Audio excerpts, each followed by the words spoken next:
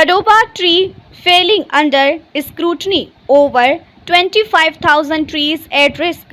Nagpur, a major environmental concern has surfaced involving the proposed felling of over 25,587 trees in the vicinity of the Tadoba Tiger Reserve in the Chandrapur district. The trees are located on a 374.90 hectare forest land that has been allocated to Western Coalfields Limited for the Durgapur Deep Extension Open Cast project.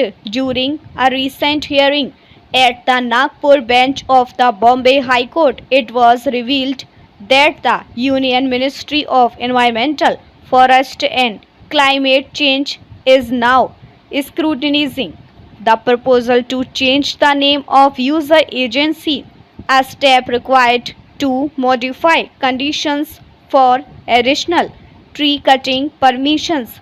The court was also informed that any changes to approval conditions would require endorsement from competent authorities. The process of notifying the remaining compensatory afforestation land as a protected forest will be expedited.